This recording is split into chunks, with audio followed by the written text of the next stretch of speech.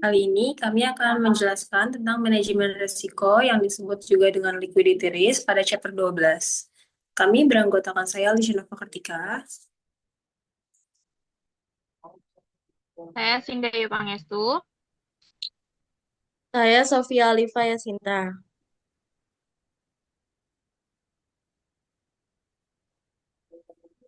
Untuk latar belakang dari materi ini yaitu lembaga keuangan seperti bank memiliki fungsi utama sebagai perantara keuangan atau disebut dengan financial intermediary, yaitu menghimpun dana dari masyarakat dalam bentuk simpanan dan menyalurkannya kembali dalam bentuk kredit atau pembiayaan. Dalam menjalankan fungsi tersebut, bank menghadapi ketidaksesuaian jatuh tempo atau disebut dengan maturity mismatch antara lain, yaitu yang pertama, dana jangka pendek dari dospem dan penyaluran dana dalam bentuk kredit jangka panjang. Next.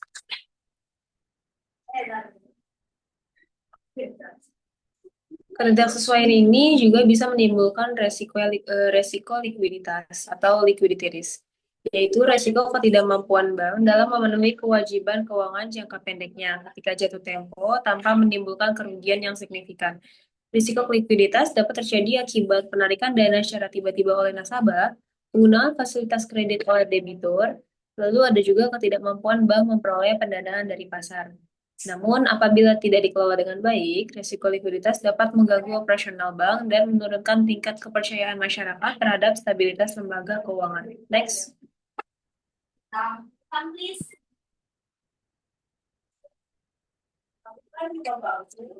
Introduction to Liquidity Risk. Lembaga keuangan, khususnya bank, itu berperan sebagai perantara keuangan atau disebut financial intermediary yang menghimpun dana jangka pendek dari masyarakat dan menyalurkannya dalam bentuk kredit atau investasi yang umumnya berjangka lebih panjang. Kondisi ini menciptakan ketidaksesuaian jatuh tempo atau maturity mismatch antara aset dan kewajiban. Liquidity risk ini adalah risiko ketika lembaga keuangan tidak mampu memenuhi kewajiban keuangannya yang jatuh tempo tanpa harus menanggung kerugian yang signifikan. Risiko ini juga sangat krusial karena menyangkut keberlangsungan operasional institusi keuangan. Next. Likuiditas ini juga penting karena yang pertama, bank juga harus siap memenuhi penarikan dana deposan kapanpun. Yang kedua, bank harus mencairkan fasilitas kredit yang telah disetujui. Yang ketiga, bank wajib memenuhi kewajiban pembayaran, operasional, dan antar bank. Namun, apabila likuiditas ini tidak dikelola dengan baik, itu dapat menimbulkan gangguan operasional, hilangnya kepercayaan publik, dan juga bahkan kebangkrutan atau disebut dengan insolvensi. Next. Tipe-tipe dari resiko likuiditas itu secara umum dibagi menjadi dua jenis utama. Yang pertama ada funding liquidity risk, resiko di mana lembaga keuangan tidak memiliki dana yang cukup untuk memenuhi kewajiban jangka pendeknya ketika jatuh tempo. Resiko ini berkaitan dengan sisi kewajiban atau disebut dengan liabilities. Contohnya, jika banyak deposan menarik dananya secara bersamaan atau disebut dengan bank run, bank juga harus menyediakan kas dalam jumlah besar dalam waktu juga yang singkat. Next. Yang kedua ada market liquidity risk, resiko di mana lembaga keuangan ini tidak dapat menjual asetnya dengan cepat pada harga yang wajar. Jika aset ini sulit dijual atau hanya bisa dijual dengan harga diskon besar, maka institusi akan mengalami kerugian. Perbedaan utama dari kedua tersebut, yang funding liquidity risk itu masalahnya pada ketersediaan dananya. Dan untuk yang market liquidity risk itu bermasalah pada kemampuan menjual asetnya. Jadi kedua risiko ini saling berkaitan dan dapat memperburuk kondisi kerugian jika terjadinya bersamaan. Next.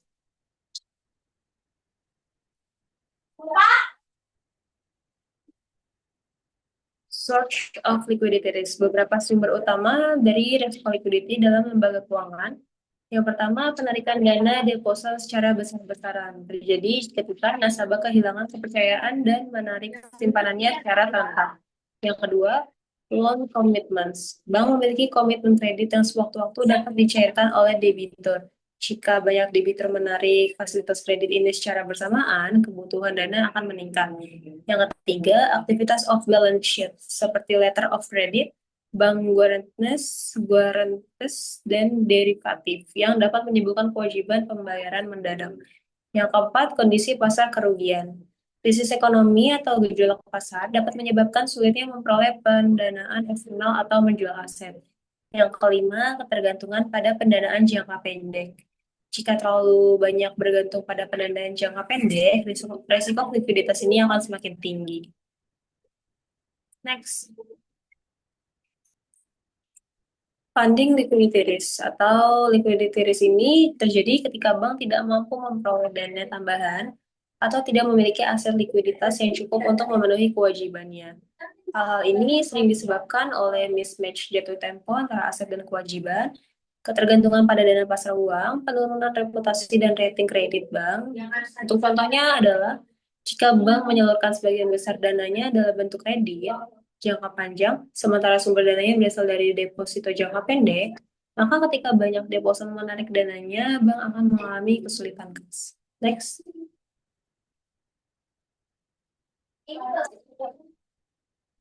Dalam kondisi seperti ini, bank itu harus meminjam dana darurat dengan biaya yang tinggi, menjual aset dengan harga diskon atau fire sale, dan meminta bantuan dari bank sentral. Jika tidak segera diatasi masalah ini, funding liquidity risk atau resiko likuiditas dapat berkembang menjadi krisis yang lebih besar dan mengancam stabilitas sistem keuangan secara keseluruhan.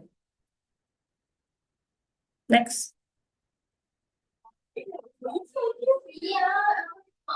Selanjutnya ada liquidity index. Jadi liquidity index itu merupakan ukuran tertimbang yang membandingkan nilai jual aset dalam kondisi tertekan atau fire sale dengan nilai wajarnya. Liquidity index ini sangat krusial bagi manajer investasi. Apabila indeks mendekati 1, maka bank akan berada di zona aman. Namun sebaliknya, jika indeksnya rendah, artinya bank memiliki portofolio yang berbahaya karena jika krisis terjadi, maka kekayaan bank akan menguap begitu saja karena diskon harga yang ekstrim saat mencoba mendapatkan kas. Liquidity index ini bertujuan untuk mengukur potensi kerugian real atau moneter yang akan dialami oleh bank apabila terjadi krisis likuiditas yang memaksa bank menjual asetnya di bawah harga pasar. Selanjutnya di sini ada mekanisme dan interpretasi liquidity index. Yang pertama itu ada mekanisme liquidity index. Dalam mekanismenya, liquidity index ini bekerja dengan cara membandingkan nilai aset dalam dua skenario. Yang pertama itu skenario normal atau harga wajar, dan yang kedua itu skenario tekanan atau krisis, atau yang biasa disebut dengan harga jual cepat atau fire sale. Indeks ini memberikan angka antara 0 hingga 1. Kemudian interpretasinya adalah semakin mendekati angka 1, maka aset bank tersebut sangat liquid dan tahan banting terhadap diskon harga. Namun sebaliknya, apabila indeksnya rendah, misalnya 0,6, maka manajemen risiko harus segera mencari alternatif aset lain karena menjual aset ini saat krisis hanya akan memperburuk permodalan bank. Selanjutnya ada liquidity risk management. Liquidity risk management (LRM) atau manajemen risiko likuiditas adalah sebuah proses strategis untuk memastikan bahwa lembaga keuangan memiliki cukup kas atau aset likuid untuk memenuhi kewajiban pembayaran yang jatuh tempo, baik dalam kondisi normal maupun kondisi yang krisis. Liquidity risk management itu ada beberapa tujuan utamanya. Yang pertama itu menjamin kelangsungan hidup atau solvabilitas. Hal ini bertujuan untuk memastikan bank agar tetap bisa beroperasi meskipun terjadi penarikan dana yang mendadak. Yang kedua itu menekan biaya dana atau cost of fund. Hal ini bertujuan agar mendapatkan kas dengan cara yang termurah. Tanpa manajemen yang baik, maka bank terpaksa meminjam dengan bunga yang sangat tinggi saat darurat. Yang terakhir itu ada menjaga kepercayaan publik. Hal ini bertujuan untuk mencegah terjadinya bank run atau kepanikan nasabah. Kepercayaan adalah komoditas utama bank. Apabila likuiditas terjaga, maka kepercayaan juga terjaga. Selanjutnya ada 3 pilar utama liquidity risk management. Untuk mengelolanya secara efektif, bank menggunakan 3 pendekatan utama. Yang pertama itu ada aset manajemen atau sisi aset. Pendekatan ini mengelolanya dengan cara menyusun portofolio aset yang siap cair. Bank sengaja menyimpan aset yang mudah dijual cepat tanpa rugi besar, seperti surat berharga negara sebagai jaringan pengaman. Yang kedua itu ada liability management atau sisi liabilitas. Dalam hal ini, bank mengelolanya dengan cara membangun akses pendanaan yang beragam. Bank juga memastikan mereka tidak hanya bergantung pada satu jenis nasabah. Sehingga jika satu kelompok menarik dana, masih ada sumber dana lain. Contohnya itu pasar uang atau obligasi. Yang terakhir ada maturity transformation. Dalam pendekatan ini, bank mengelola dengan cara menggunakan perbedaan waktu antara aset, misalnya dalam kredit 10 tahun, dan liabilitas dengan deposito 1 bulan. Liquidity risk management bertugas agar jeda waktu ini tidak menciptakan lubang yang membahayakan untuk kas.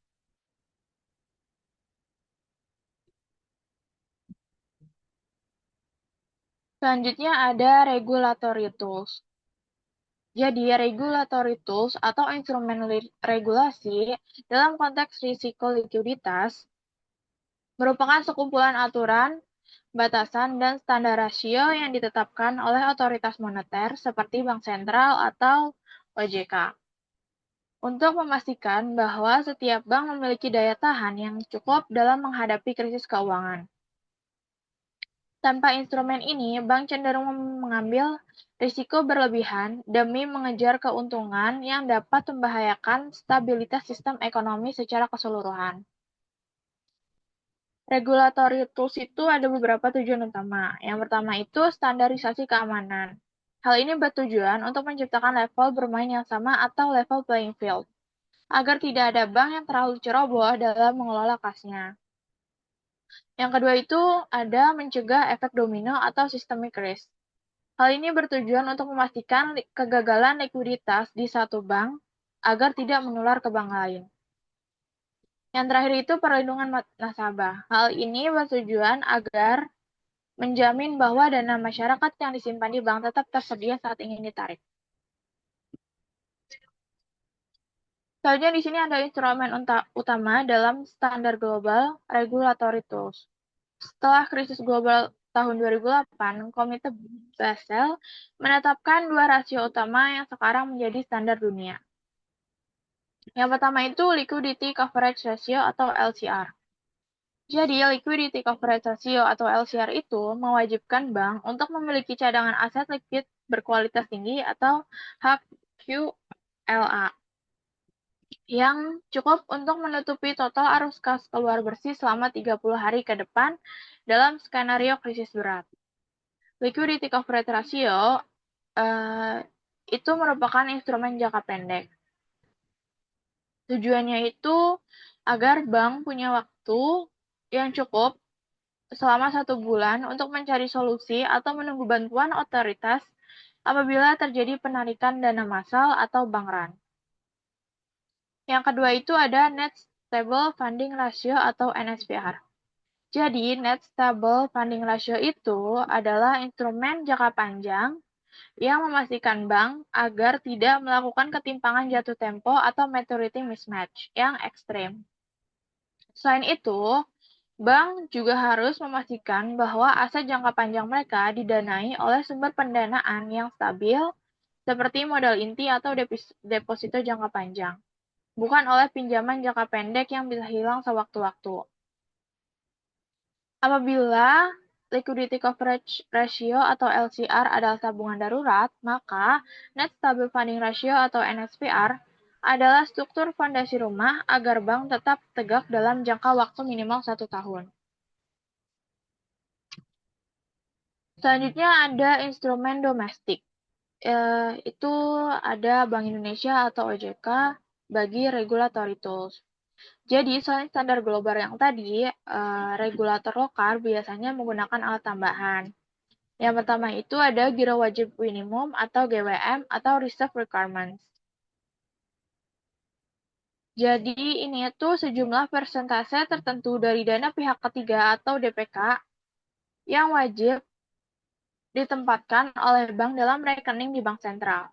Dana ini juga tidak boleh dipinjamkan dan berfungsi sebagai jaring pengaman likuiditas pertama. Yang kedua itu fasilitas likuiditas intrahari atau FLI. Ini itu penyediaan pendanaan oleh bank sentral kepada bank untuk mengatasi hambatan pendanaan pada hari yang sama agar sistem pembayaran nasional tetap lancar. Yang terakhir itu ada Lender of Last Resort atau LOLR. Jadi ini itu peran bank sentral sebagai pemberi pinjaman terakhir jika bank mengalami kesulitan likuiditas akut namun masih memiliki aset yang sehat atau solven. Selanjutnya di sini ada interpretasi regulatory tools. Yang pertama itu interpretasi untuk liquidity coverage ratio atau LCR. LCR ini mengukur ketahanan bank menghadapi badai penarikan dana selama 30 hari. Apabila LCR lebih besar dari 100%, maka interpretasinya positif. Bank itu memiliki aset liquid seperti kas dan obligasi pemerintah yang lebih besar daripada potensi uang keluar dalam kondisi yang krisis. Nah, artinya itu apabila terjadi kepanikan pasar, maka bank bisa bertahan selama minimal 1 bulan tanpa bantuan luar. Hal ini memberikan citra stabilitas kepada investor dan deposan. Selanjutnya, apabila LCR mendekati atau lebih dari 100%, maka interpretasinya negatif. Bank itu berada dalam posisi yang rentan. Artinya itu, apabila terjadi penarikan dana massal, cadangan kas bank akan habis sebelum 1 bulan terakhir. Regulator itu biasanya akan melakukan intervensi atau mewajibkan bank menambah modal atau likuiditas dengan segera. Selanjutnya analisisnya itu apabila LCR terus menurun selama 3 bulan berturut-turut meskipun masih di atas 100%, hal ini mengindikasikan bank sedang melakukan ekspansi kredit yang terlalu agresif tanpa menjaga bantalan kas yang cukup. Yang kedua itu ada interpretasi Net Stable Funding Ratio atau NSFR. Dalam hal ini, NSFR itu bertugas untuk mengukur kesehatan struktur pendanaan untuk jangka waktu 1 tahun.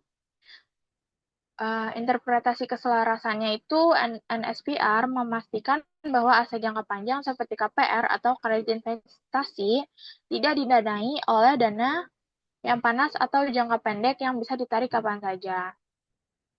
Apabila angka NSFR lebih besar dari 100%, maka menunjukkan bank memiliki pendanaan yang berkelanjutan. Bank juga membiayai asetnya dengan modal inti atau deposito berjangka panjang yang stabil. Hal ini adalah indikator bahwa bank tidak akan terjebak dalam masalah likuiditas meskipun pasar uang jangka pendek sedang macet. Apabila angkanya lebih kecil dari 100%, maka hal ini mengindikasikan risiko maturity mismatch. Bank terlalu banyak menggunakan dana jangka pendek untuk mendanai aset jangka panjang. Apabila deposan tidak mau memperpanjang simpanannya atau rollover, maka bank akan langsung mengalami krisis likuiditas. Yang terakhir itu ada interpretasi reserve requirements atau giro wajib minimum. Dalam hal ini, instrumen kendalinya itu langsung dari bank sentral. Yang pertama itu ada interpretasi kebijakan moneter. Apabila regulator menaikkan giro wajib minimum, maka artinya bank itu dipaksa menyimpan lebih banyak uang di bank sentral. Regulator itu sedang mencoba mengerem laju kredit karena ekonomi terlalu panas atau inflasi tinggi. Bagi bank, ini berarti kapasitas meminjamkan uang itu berkurang. Namun sebaliknya, apabila giro wajib minimumnya turun, maka regulator ingin bank menyalurkan lebih banyak uang ke masyarakat untuk mendorong ekonomi. Bank yang selalu berada di batas minimum giro wajib minimum dianggap memiliki fleksibilitas kas yang rendah dan sangat beresiko jika terjadi guncangan yang tiba-tiba. Selanjutnya ada contingency planning. Dalam manajemen risiko likuiditas, khususnya standar perbankan dan CIA, contingency planning atau sering disebut Contingency Funding Plan atau CFP merupakan sebuah dokumen strategis dan operasional yang berisi panduan konkret tentang bagaimana bank harus bertindak ketika menghadapi krisis likuiditas yang tidak terduga. Berikut beberapa tujuan dari contingency plan. Yang pertama itu menjamin keberlangsungan operasional atau survival. Bertujuan untuk memastikan bank agar tetap bisa membayar kewajibannya meskipun akses pendanaan normal tertutup. Tanpa rencana ini, bank bisa lumpuh hanya dalam hitungan jam saat terjadi kepanikan. Yang kedua itu mempercepat respon dan pengambilan keputusan. Dalam krisis, waktu adalah segalanya. Jadi, CVP itu bertujuan agar manajemen tidak perlu lagi berdebat tentang apa yang harus dilakukan. Semua langkah, mulai dari siapa yang harus dihubungi hingga aset mana yang dijual duluan, sudah tertulis dan siap dieksekusi. Yang ketiga itu mengelola persepsi dan kepercayaan publik. Salah satu bagian dari CVP itu adalah strategi komunikasi. Tujuannya itu adalah untuk menenangkan nasabah, pemegang saham, dan regulator melalui informasi yang transparan dan terukur, sehingga mencegah terjadinya penarikan dana yang lebih masif. Yang keempat itu meminimalkan biaya likuiditas darurat. Bertujuan untuk mendapatkan uang tunai saat krisis sangatlah mahal atau ada bunga yang tinggi. Dengan perencanaannya, bank bisa mengidentifikasi sumber dana darurat yang paling efisien dan murah terlebih dahulu, sehingga kerugian finansial akibat krisis dapat ditekan seminimal mungkin. Yang terakhir itu memenuhi standar regulasi atau compliance. Jadi, otoritas keuangan seperti OJK atau Bank Sentral mewajibkan setiap bank memiliki CVP yang kuat. Tujuannya itu agar sistem keuangan negara secara keseluruhan memiliki daya tahan dan tidak mudah kolaps jika salah satu anggota perbankan mengalami tekanan.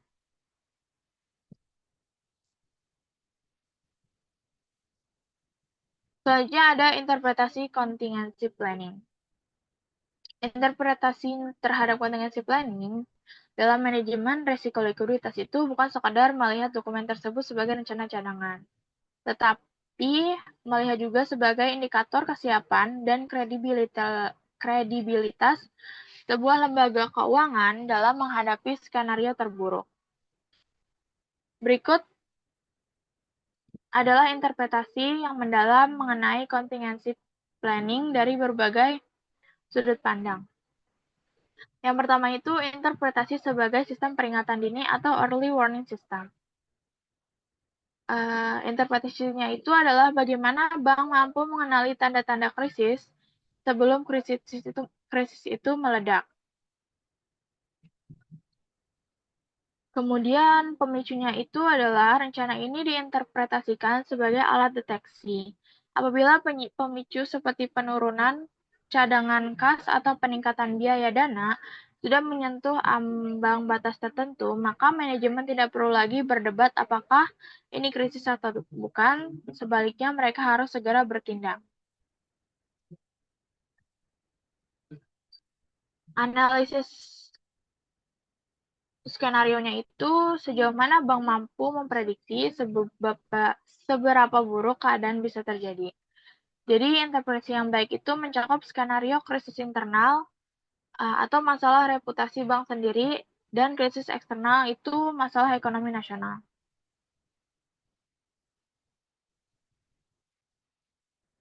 Yang kedua itu interpretasi sebagai peta navigasi krisis atau krisis roadmap. Dalam kondisi panik, manusia cenderung mengambil keputusan emosional. Jadi, CVP itu diinterpretasikan sebagai penstabil emosi manajemen.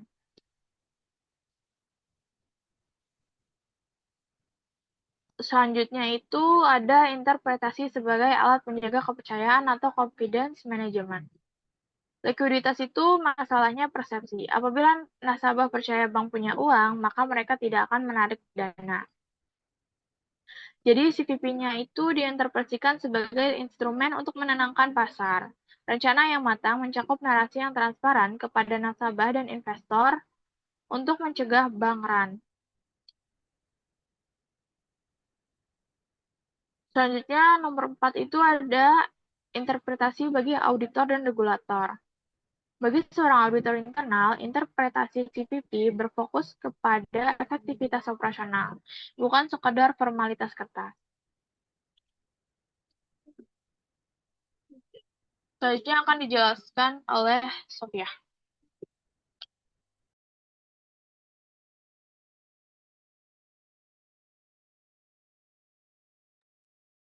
Selanjutnya, saya akan menjelaskan mengenai market liquidity risk. Pengertiannya itu yang pertama, resiko ketika financial institution tidak dapat menjual aset dengan cepat. Yang kedua, terjadi tanpa penurunan harga yang signifikan. Lalu di sini ada karakteristiknya. Yang pertama, aset sulit dikonversi menjadi kas. Yang kedua, likuiditas pasar rendah. Yang ketiga, spread bid ask-nya itu meningkat. Nah, dampaknya yang pertama ada penurunan nilai aset, kerugian finansial, dan gangguan operasional. Contohnya, bank sulit menjual obligasi saat krisis keuangan dan juga harga aset turun drastis karena sedikit pembeli. Market liquidity risk terjadi karena masalah di pasar, bukan karena kondisi internal bank saja. Eh, Maksudnya di sini itu market liquidity risk ini adalah resiko ketika bank atau institusi keuangan tidak bisa menjual asetnya dengan cepat tanpa harus menurunkan harga secara signifikan. Artinya aset tersebut sebenarnya ada dan bernilai, tapi sulit dijual karena kondisi pasarnya sedang tidak baik. Nah, spread base bisa dilihat di situ spread base as-nya meningkat. Itu maksudnya selisih antara harga jual dan beli makin jauh. Ini tanda pasar sedang tidak stabil. Nah, contohnya saat krisis keuangan, bank sulit menjual obligasi karena pembeli sedikit. Kalau dipaksakan jual, harganya itu bisa turun drastis. Jadi market liquidity risk ini terjadi karena masalah di pasar, bukan karena kesalahan internal bank saja. Boleh di next?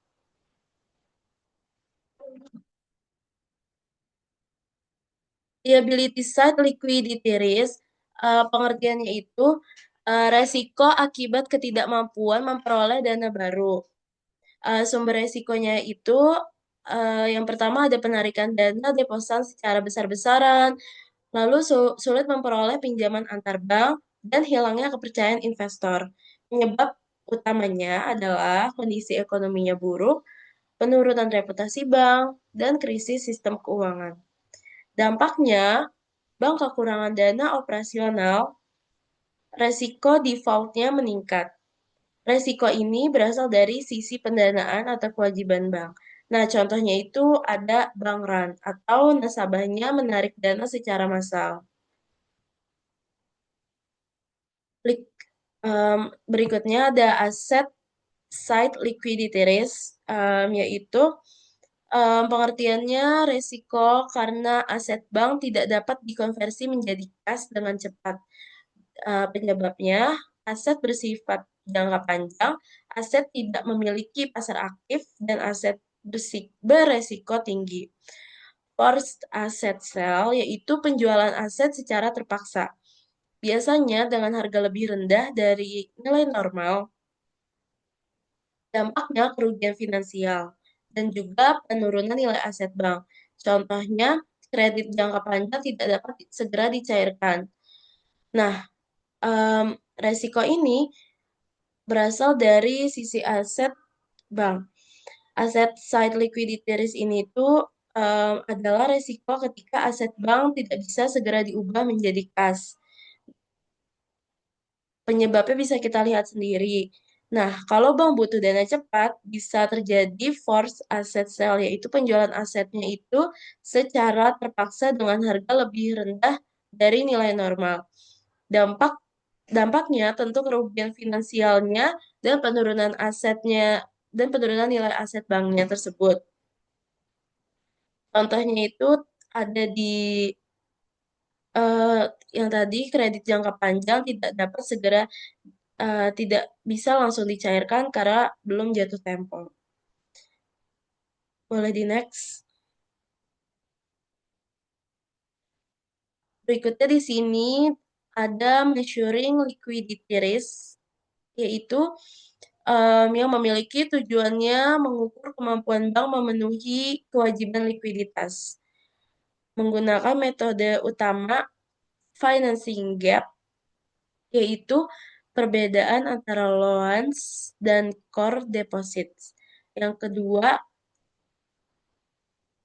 ada liquidity index, yaitu mengukur kemudahan menjual aset tanpa kerugian. Dan yang ketiga, ada market based measure, yaitu menggunakan indikator pasar, dan contohnya ada spread dan harga aset.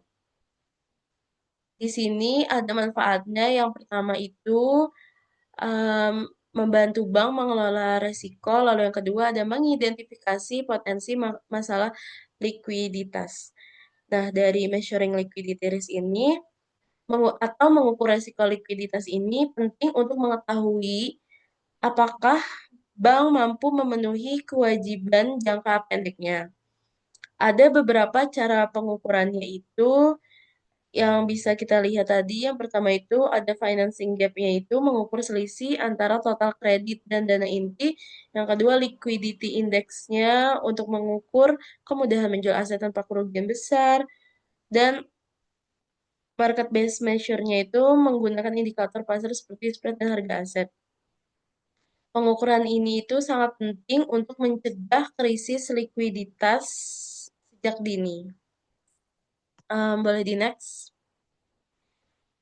Berikutnya di sini ada financing gap analysis, yaitu pengertiannya financing gap adalah selisih antara jumlah kredit yang diberikan dan uh, jumlah kredit yang diberikan bank dan dana inti yang dimiliki bank. Rumusnya itu financing gap sama dengan total loans dikurang core deposit. Lalu penjelasan sederhananya, loans atau kredit sama dengan uang yang dipinjamkan ke bank nasabah. Lalu core deposit itu atau dana inti sama dengan dana stabil dari nasabah atau tabungan, giro, dan deposito. Boleh di next.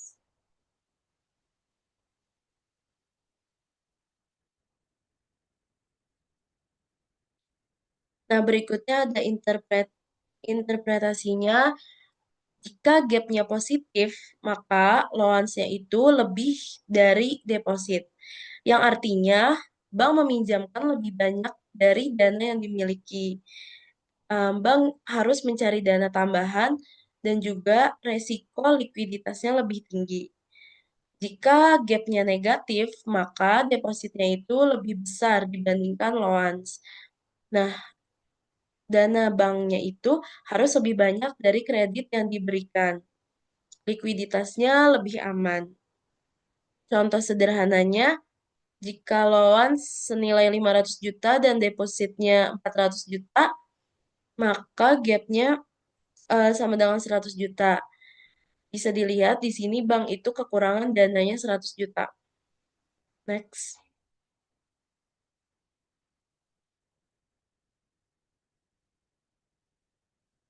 Contoh kasus liquidity risk itu, Bank XYZ memiliki kondisi keuangan sebagai berikut.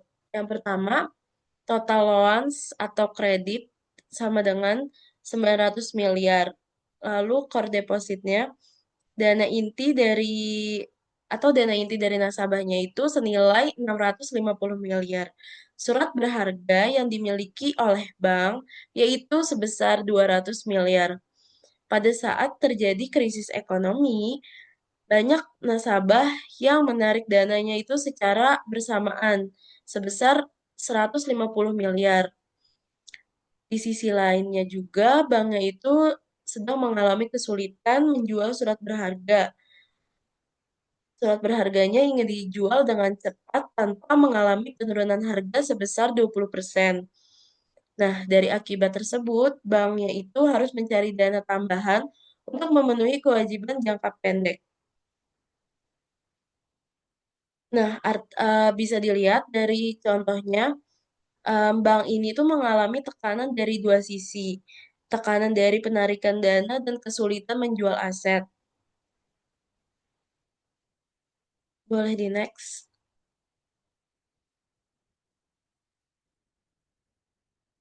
Next.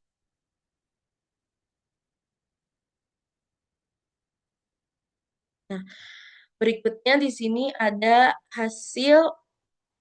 analisis hasil. Yang pertama itu ada analisis financing gap. Yang rumusnya financing gap itu sama dengan total loans-nya dikurangin sama core depositnya. Total loans-nya tadi senilai 900 miliar dikurangi dengan core depositnya senilai 650 miliar. Dan maka dihasilkan 250 miliar rupiah. Yang artinya bank memiliki gap positif sebesar 250 miliar. Interpretasinya, bank itu meminjamkan lebih banyak dana dibandingkan dana inti yang dimiliki. Bank bergantung pada sumber pendanaan tambahan dan resiko likuiditasnya tergolong tinggi. Bisa dilihat dari interpretasinya ini, bank meminjamkan lebih banyak dana dibandingkan dana inti yang dimiliki. Lalu bank kan bergantung pada sumber pendanaan tambahan dan resiko likuiditasnya ini tergolong tinggi. Nah, semakin besar gap positifnya ini, bisa dilihat semakin besar juga ketergantungan pada dana eksternalnya. Boleh di next.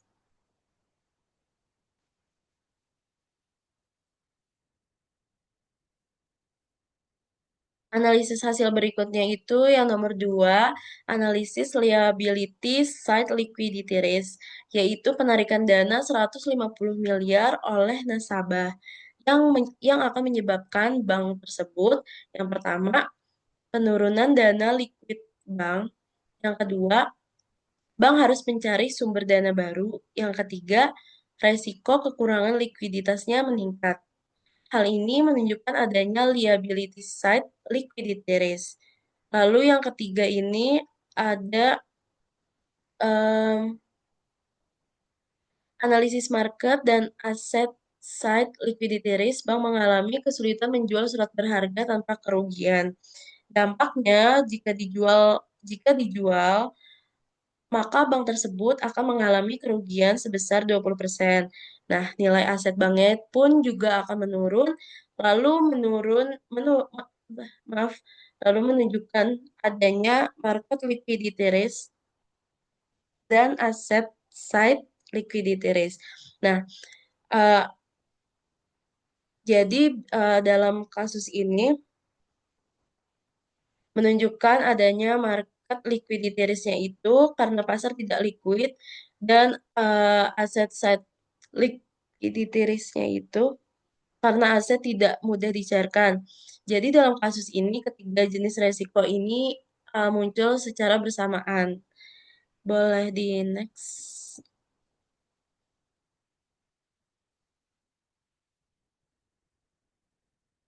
Nah, berdasarkan kasus tersebut, Bank XYZ menghadapi resiko likuiditas yang tinggi karena yang pertama, financing gap positifnya itu sebesar 250 miliar.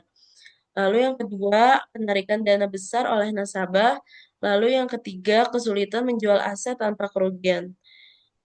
Pada kondisi ini menunjukkan bahwa bank memiliki ketergantungan tinggi pada pendanaan eksternal dan memiliki kemampuan likuiditas yang rendah. Nah, financing gap adalah selisih antara kredit yang diberikan dan dana inti. Kalau gap positifnya, pasti loansnya itu lebih besar daripada deposit. Bank kekurangan dana, resiko likuiditasnya tinggi. Kalau gapnya negatif, itu depositnya lebih besar daripada loansnya. Bank lebih aman secara likuiditas. Seperti yang tadi ada contohnya, bisa kita lihat. Yaitu contoh sederhananya, loansnya itu kan 500 juta, depositnya 400 juta, gapnya 100 juta. Nah, bank kekurangan 100 juta. Semakin besar gapnya, semakin tinggi juga resikonya. Nah, di kesimpulan ini bisa kita lihat juga, berdasarkan kasus Bank XYZ yang tadi, resiko likuiditas tergolong tinggi karena financing gap positifnya itu 250 miliar, lalu penarikan dana besar oleh nasabah dan kesulitan menjual aset tanpa kerugian. Artinya, bank memiliki ketergantungan tinggi pada pendanaan eksternal dan kemampuan likuiditasnya yang lemah. Jika kondisi ini tidak segera ditangani, maka akan banyak bank mengalami risiko krisis likuiditas yang lebih serius. Boleh di next. Nah, berikutnya contoh soalnya akan dibacakan oleh Cia. Alicia Nova, silakan. Berikutnya, saya akan menjelaskan tentang contoh soalnya. 1. How does the degree of liquidity risk differ for different types of financial institution? Yang kedua, what are the two reasons that liquidity risk arises? How does liquidity risk arising from the liability side of the balance sheet different from liquidity risk arising from the asset side of the balance sheet? What is meant by fire sale price? Yang ketiga, what are core deposit? What role do core deposits play in predicting the probability distribution of net deposit range? Yang keempat, the probability distribution of the net deposit range of a GA has been estimated to have a mean of 2% and a standard deviation of 1%. Is this DA increasing or decreasing in size? Explain.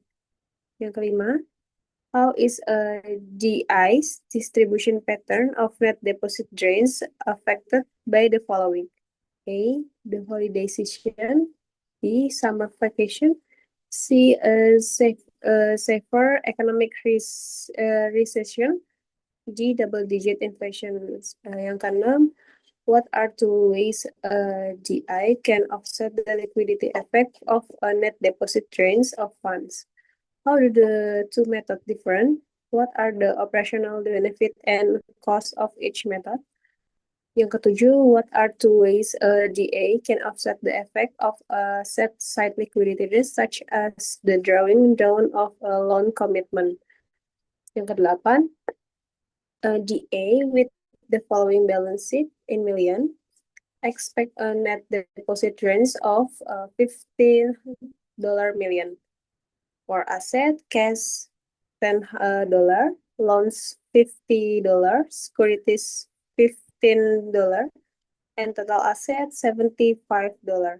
For liabilities and equity, deposit $68, equity $7, and total liability and equity $75. Next.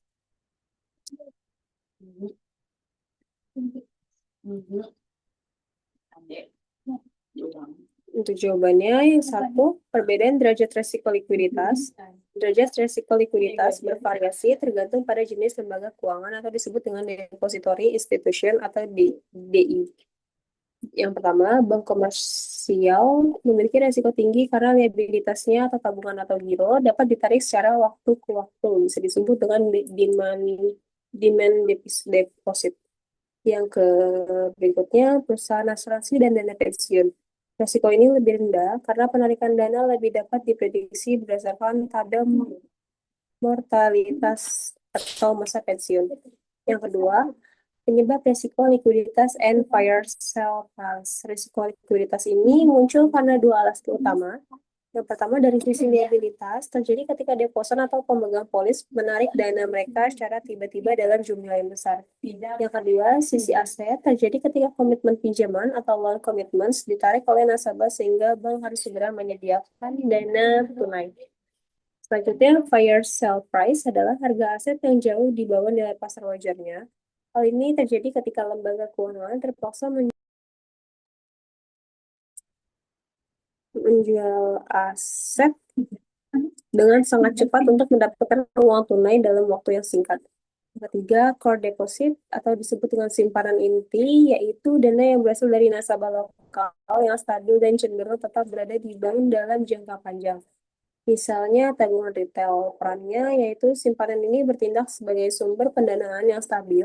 Semakin tinggi proporsi core deposit, semakin rendah kemungkinan terjadinya kuras dana atau disebut dengan net deposit range yang drastis, sehingga memudahkan prediksi kebutuhan likuiditas. Yang keempat, analisis distribusi net deposit rate. Dengan diketahui rata-rata 2% dan standar deviasi 1%. Analisis ini karena rata-rata bernilai positif yaitu 2%. Ini berarti secara rata-rata jumlah penarikan atau outflow lebih besar daripada simpanan barunya, disebut juga dengan inflow. Jadi kesimpulannya lembaga keuangan atau DI tersebut sedang mengecil atau disebut juga dengan decreasing. Ukurannya karena terjadi penarikan dana bersih secara konsisten. Next.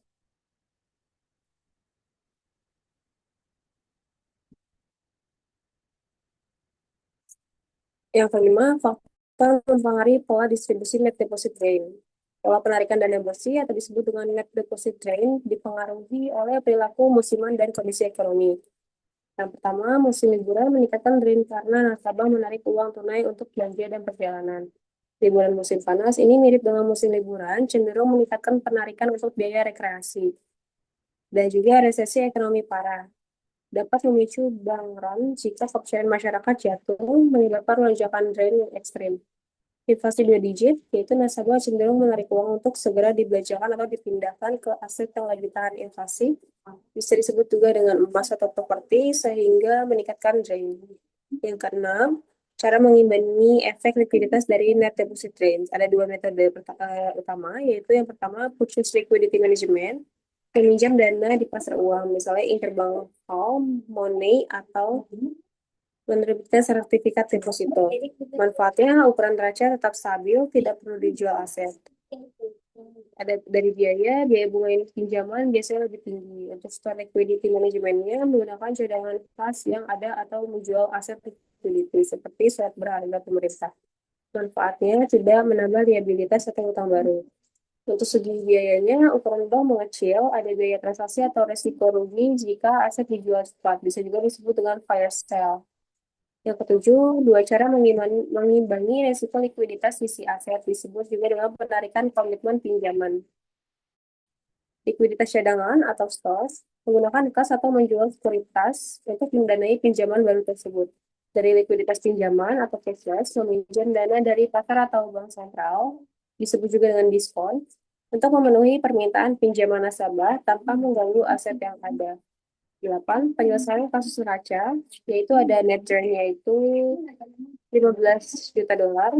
Untuk neraca awalnya, asetnya ada kas 10 dolar, pinjaman 50 dolar, sekuritas 15 dolar, dan untuk totalnya ada 75 dolar. Dari pasifanya ada deposit 68 dolar, ekuitas 7 dolar, dan untuk totalnya ada 75 dolar. Purchase liquidity management itu membeli liabilitas sebesar 15 juta dolar, meminjam 15 juta dolar untuk menutupi deposit yang hilang. Aset ada kas 10 dolar, pinjaman 50 dolar, sekuritas 15 dolar. Untuk totalnya ada 75 dolar. Pasifanya ada deposit 53 dolar, yaitu 65 dikurang 15. Ada borrowed funds, yaitu 15 dolar. Totalnya ada 75 dolar. Pasifa ada deposit 53 dolar. Yang ke B-nya ada Star Liquidity Management menggunakan aset, yaitu bank menggunakan kas sebesar 10 dolar, menjual sekuritas 5 dolar untuk menutupi yaitu ada 15 juta dolar. Aset Ada kas sebesar $0, pinjaman $50, sekuritas ada $10, itu berasal dari 15 dikurang 5. Totalnya ada $60. Untuk pasifanya deposit di $53, ekuitas $7, dan totalnya ada $60. Next.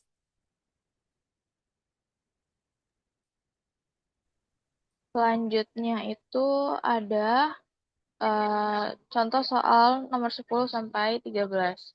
Di nomor 10 itu ada DI has assets of $10 million consisting of $1 million in cash and $9 million in loans. The DI has core deposits of $6 million, subordinate debt of $2 million, and equity of $2 million.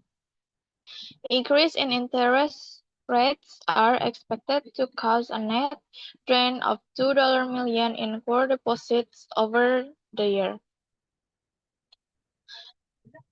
A. The average cost of deposit is 6% and the average yield on loans is 8%. The DI decides to reduce its loan portfolio to offset this expected decline in deposit. The question is, what will be the effect on net interest income and the size of the DI after the implementation of this strategy? B. If the interest cost of issuing new short-term debt is expected to be 7.5%, the question is, what will be the effect on net interest income of offsetting the expected deposit drain with an increase in interest-bearing liabilities? C. What will be the size of the DI after the drain if the DI use this strategy? D. What dynamic aspect of DI management would support a strategy of replacing the deposit drain with interest-bearing liabilities? 11. Define each of the following four measures of liquidity risk and explain how each measure will be implemented and utilized by a DI. A. Financing gap and financing requirement. B. Sources and use of liquidity. C. Peer group ratio comparison. D. Liquidity index. 12. Plan Bank has $10 million in cash and equivalent, $30 million in loans, and $15 million in core deposit. A. Calculate the financing gap. B. What is the financing requirement? C. How can the financing gap be used in the day-to-day liquidity management of the bank? 13. A DI has $10 million in T-bills and a $5 million in line of credit to borrow in the repo market and $5 million in excess cash reserves above reserve requirements with the Fed. The DI currently has borrowed $6 million in Fed funds and $2 million from the Fed's discount window to meet seasonal demands. A. What is the DI's total available sources of liquidity? B. What is the DI current total use of liquidity? C. What is the net liquidity of the DI? D. What is conclusion can you derive from the result?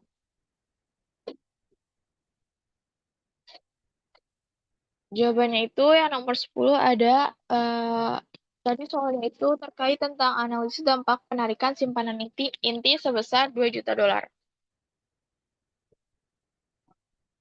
Data awalnya itu ada aset sebesar $10 juta, isinya itu ada kas $1 juta dan pinjaman $9 juta. Kemudian ada pasif itu ada core deposit sebanyak $6 juta, utang $2 juta, dan ekuitas sebanyak $2 juta. Kemudian ada biaya bunga depositnya itu sebesar 6% dan pendapatan bunga pinjaman itu 8%. Kemudian di sini ada perhitungan mengenai efek pengurangan portofolio pinjaman. Untuk perhitungan net interest income-nya itu berkurang sebesar selisih bunga. Jadi kehilangan pendapatan bunga dari 2 juta dolar pinjaman itu dikali dengan pendapatan bunganya 8%. Totalnya itu jadi 160.000 dolar dan menghemat biaya bunga dari 2 juta deposit. Jadi perhitungannya itu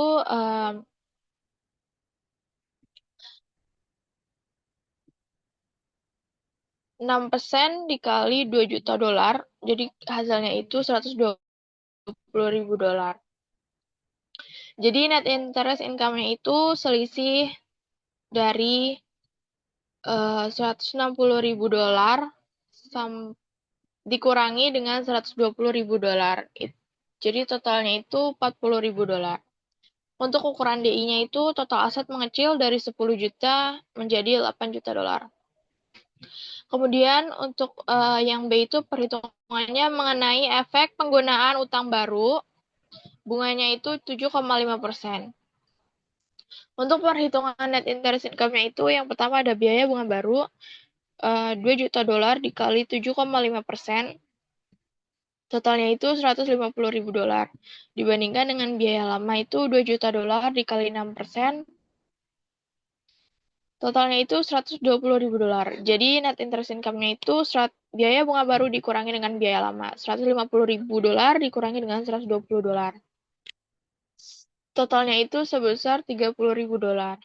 Ukuran DI itu strategis dengan utang baru. Jadi total asetnya itu tetap stabil pada 10 juta dolar. Aspek dinamisnya itu hubungan dengan nasabah itu menjaga ketersediaan kredit dan biaya perolehan dana di masa depan, mendukung penggunaan utang baru daripada menjual aset. Yang soal nomor 11 itu terkait dengan 4 ukuran rasio likuiditas. Yang pertama itu financing gap, selisih antara rata-rata pinjaman dan rata-rata simpanan inti. Hal ini menunjukkan kebutuhan pendanaan yang harus dicari dari pasar uang. Kemudian ada yang kedua itu sources of uses liquidity. Jadi ini itu daftar sumber dana tersedia terkait kas, aset liquid, dan plafon pinjaman dibandingkan dengan kebutuhan penggunaan dana seperti penarikan deposit dan pencairan kredit. Kemudian yang ketiga itu ada peer group ratio. Dalam hal ini itu membandingkan rasio likuiditas seperti pinjaman atau deposit dengan bank lain yang seukurannya. Yang keempat itu liquidity index. Hal ini mengukur potensi kerugian dari penjualan secara cepat dibandingkan dengan nilai pasar wajarnya. Untuk soal nomor 12 itu terkait kasus Plan Bank. Jawabannya itu financing gap itu perhitungannya pinjaman dikurangi dengan simpanan inti, yaitu 30 juta dolar dikurangi dengan 15 juta dolar. Hasilnya itu 15 juta dolar. Untuk financing requirement-nya itu financing gap ditambah aset cair. Jadi 15 juta dolar tadi ditambah dengan aset cairnya sebanyak 10 juta dolar. Digunakan untuk menekan dana yang harus dipinjam atau aset yang harus dicarikan setiap hari agar operasional tetap berjalan dengan lancar. Yang ke-13 itu soalnya terkait sumber dan penggunaan likuiditas. Yang pertama itu ada total available liquidity. Jadi T-bills-nya sebanyak 10 juta dolar ditambah dengan repo line 5 juta dolar ditambah dengan cash sebanyak 5 juta dolar, totalnya itu 20 juta dolar. Yang kedua itu ada current total uses, itu Fed funds borrowed-nya 6 juta dolar ditambah dengan discount window-nya itu 2 juta dolar. Jadi totalnya itu 8 juta dolar. Kemudian yang ketiga itu net liquidity, itu total sources dikurangi dengan total uses. Jadi 20 juta dolar dikurangi dengan 8 juta dolar. Totalnya itu 12 juta dolar. Jadi bank ini itu memiliki posisi likuiditas yang kuat karena sumber dana yang tersedia jauh melebihi penggunaan saat ini. Kemudian di sini ada kesimpulan materinya. Jadi, risiko likuiditas itu salah satu risiko yang paling krusial dalam industri perbankan karena berkaitan langsung dengan kemampuan bank untuk memenuhi kewajiban jangka pendeknya. Jadi risiko ini itu muncul terutama akibat ketidaksesuaian jatuh tempo atau maturity mismatch antara dana jangka pendek yang dihimpun dari masyarakat dan penyaluran di jangka panjang. Likuiditas itu terbagi menjadi dua jenis utama, yaitu funding liquidity risk itu risiko dari sisi pendanaan atau kewajiban, dan market liquidity risk itu risiko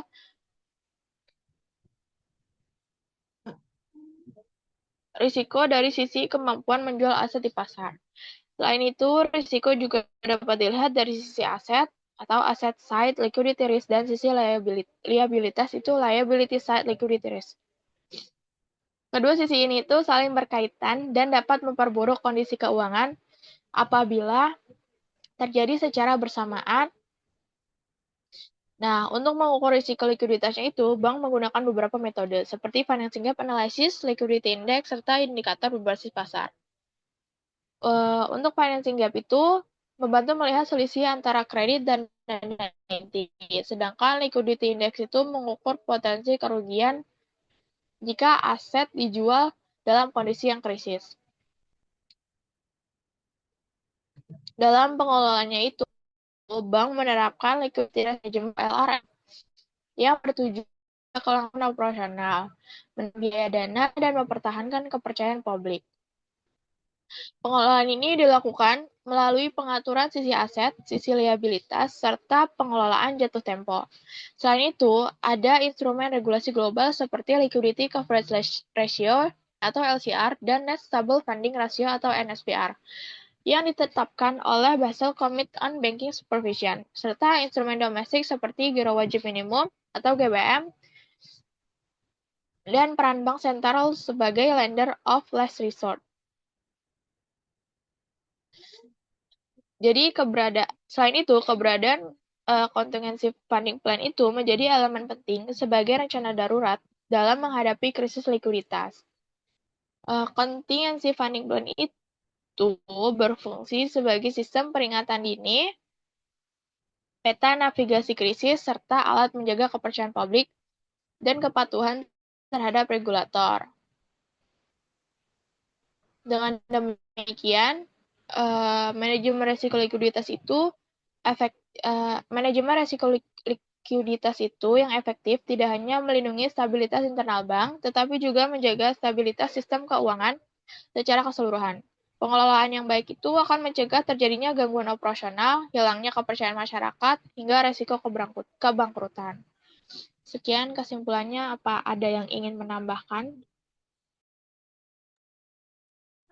Sedikit ingin menambahkan mengenai kesimpulan. Bisa dilihat, liquidity risk itu adalah resiko ketika bank tidak mampu memenuhi kewajiban jangka pendeknya tepat waktu tanpa harus menjual aset dengan kerugian besar atau mencari dana darurat dengan biaya yang tinggi. Resiko likuiditas ini terbagi menjadi 3 sumber utama. Yang pertama, ada market liquidity risk, yaitu terjadinya karena kondisi pasar tidak liquid sehingga aset sulit dijual tanpa penurunan harga. Lalu yang kedua ada liability side liquidity risk, yaitu berasal dari sisi pendanaan seperti penarikan dana besar-besaran oleh nasabah. Lalu yang ketiga ini ada asset side liquidity risk, muncul ketika aset bank tidak mudah dicairkan menjadi kas. Bisa kita lihat juga pada kasus Bank XYZ yang tadi sebagai contoh, resiko likuiditasnya itu tergolong tinggi karena 3 faktor utamanya saling memperkuat. Yang pertama itu financing gap positifnya senilai 250 miliar, artinya total kreditnya itu 900 miliar, lebih besar dari core deposit 650 miliar. Ini menunjukkan bank tidak sepenuhnya mendanai kredit dari dana inti, sehingga bergantung pada pinjaman antar bank, pendanaan jangka pendek, sumber dana eksternal lainnya. Semakin besar gap positif, semakin besar ketergantungan dan semakin rentan saat terjadi tekanan pasar. Lalu yang kedua itu pada saat penarikan dana sebesar 150 miliar ketika nasabah menarik dana secara bersamaan, dana likuidnya itu langsung berkurang, bank yang harus mencari dana pengganti dengan cepat, resiko keuangan kas yang meningkat, ini menunjukkan adanya liability side liquidity risk karena tekanan datang dari sisi kewajiban. Jika tidak segera diatasi, kondisi ini bisa berkembang menjadi bank run. Aset hanya bisa dijual dengan diskon 20%. Nah, surat berharga tidak bisa dijual pada harga normal. Jika dipaksakan, bank mengalami kerugian, nilai aset turun, modalnya tergerus. Ini menunjukkan adanya market liquidity risk dan juga asset side liquidity risk. Nah, melalui studi kasus Bank XYZ, terlihat bahwa resiko likuiditas bisa muncul secara bersamaan dari berbagai sisi. Financing gap yang positif menunjukkan ketergantungan pada pendanaan eksternal. Ketika terjadi penarikan dana dan pasar tidak likid, tekanan terhadap bank menjadi semakin besar. Intinya, semakin besar ketergantungan bank pada dana eksternal dan semakin rendah kemampuan aset untuk segera dicairkan, maka semakin tinggi resiko likuiditasnya. Oleh karena itu, pengelola likuiditas yang baik sangat penting untuk menjaga stabilitas bank dan mencegah krisis keuangan. Sekian penambahan materi kesimpulan dari saya. Apakah ada yang ingin menambahkan lagi?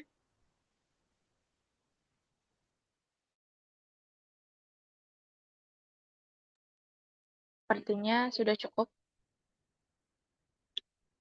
Eh, Sekian presentasi dari kami. Kurang lebihnya mohon maaf apabila ada kesalahan. Wassalamualaikum warahmatullahi wabarakatuh. Waalaikumsalam warahmatullahi wabarakatuh. Terima kasih. Terima kasih. Terima kasih.